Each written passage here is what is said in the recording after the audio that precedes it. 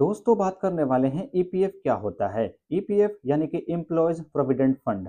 ये उन लोगों के लिए होता है जो कहीं ना कहीं नौकरी करते हैं। जैसे मान लीजिए आप कोई नौकरी करते हैं, चाहे वो गवर्नमेंट सेक्टर हो या फिर प्राइवेट सेक्टर हो। वहाँ पर आपने एक चीज़ सुना होगा कि आपको इतनी सैलरी दी जाएगी, इसके साथ साथ आपको इतना ईपीएफ मिलेगा, यानी ईपीएफ इतना हर महीने आपका कट करके आपका जमा हो जाएगा।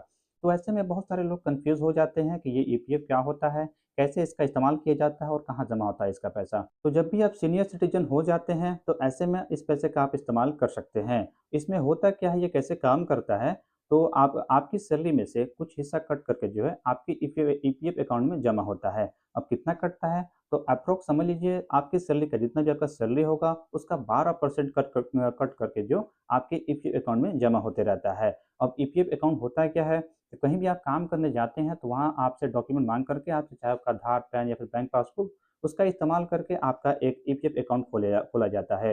ईपीएफ अकाउंट किसी भी व्यक्ति का एक ही बार खुलता है, चाहे आप कंपनी बदल लेते हैं तो आपका उसका मेंबरशिप नंबर चेंज होता है बस, बाकी अकाउंट एक ही बार खुलता है। तो उसी में जो आपका पैसा है हर महीने जमा होते रहता है। तो ऐसे में सवाल ये आता है कि उसमें जब पैसा जमा होता है हर महीना, तो उस पैसे को कैसे निकाल सकते हैं? निकाल भी सकते हैं या नहीं? तो बिल्कुल निकाल सकते हैं। उसमें क्या है कि यदि आप अपने ईपीएफ का पूरा पैसा निकालना चाहते हैं, तो पूरा निकालने के लिए ज़रूरी है कि आप पहले रिटायर हो जाएँ। रिटायर होने के बाद ही आप कंप्लीटली पैसा निकाल सकते हैं, और यदि बीच में निकालना चाहते हैं, तो उसके लिए भी कुछ टर्म्स एंड कंडीशन हैं, जिसके माध्यम से आप करेंगे क्या कि अपने ईपीएफ का कुछ हिस्सा निकाल सकते हैं। जैसे मान लीजिए आपके घर पे किसी की तबीयत खराब हो गया, हॉस्पिटल का बिल भरना है, या फिर किसी की शादी पड़ गई, या फिर आपको अपने बच्चों को पढ़ाने के लिए पैसे चाहिए। तो ऐसे में इन कंडीशन का इस्तेमाल करके वेबसाइट पे क्लेम करके आप अपने ईपीएफ का कुछ अमाउंट निकाल सकते हैं।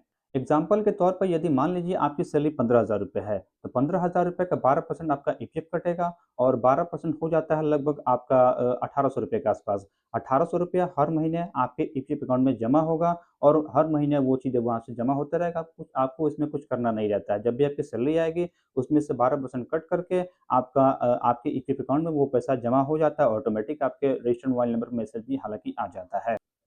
इसके बाद यदि हम बात करें कि ईपीएफ का फ़ायदा क्या है, तो ईपीएफ के बहुत सारे फ़ायदे हैं। उनमें से 2 प्रमुख फ़ायदे ये हैं कि पहला फ़ायदा ये है कि उसमें क्या है ना कि आपके ईपीएफ में जितना भी पैसा आपका कंट्रीब्यूट होता रहता है, उसमें किसी भी प्रकार का आपका टैक्स नहीं लगता है। जी हाँ फ्रेंड्स, ईपीएफ का पैसा कंप्लीटली टैक्स फ्री रहता है। और दूसरा फ़ायदा ये है कि आपका जो उसमें रेट ऑफ इंटरेस्ट मिलता है, वो 8 से 9% के बीच में मिलता है। जी हाँ फ्रेंड्स, 8 से 9% का आपको इसमें रिटर्न मिलता है, तो अच्छी खासी रिटर्न भी आपको मिलती है। ये तो कुछ इसमें फ़ायदे हो जाते हैं। तो ऐसे में यदि बात आती है कि यदि आप भी एक ईपीएफ के होल्डर हैं, मतलब आपका भी ईपीएफ का पैसा कटता है, तो उस पैसे को कैसे चेक कर सकते हैं? तो स्क्रीन पर आपको एक नंबर शो हो रहा होगा, उस नंबर पर आप अपने रजिस्टर्ड मोबाइल नंबर से मिस्ड कॉल देंगे, तो आपकी जानकारी आपके एसएमएस के तौर पर आ जाएगी। वहाँ से अपनी जानकारी को आप चेक कर सकते हैं कि कितना आपका बैलेंस है ईपीएफ में। इसके अलावा यदि आप चाहते हैं कि एक सिस्टमैटिक तरीके से आप लॉगिन करके वेबसाइट पर कैसे अपने अपने पासबुक को चेक कर सकते हैं, कितना कंट्रीब्यूशन हुआ है, कौन से महीने कंट्रीब्यूशन हुआ है, इसके साथ-साथ टोटल अमाउंट कितना है। इसके अलावा यदि आप चाहते हैं कि यूएएन नंबर क्या होता है, पासवर्ड क्या होता है, इन सभी चीज़ों पर एक कंप्लीट जानकारी आपको मिलने वाली है आने वाले वीडियो में।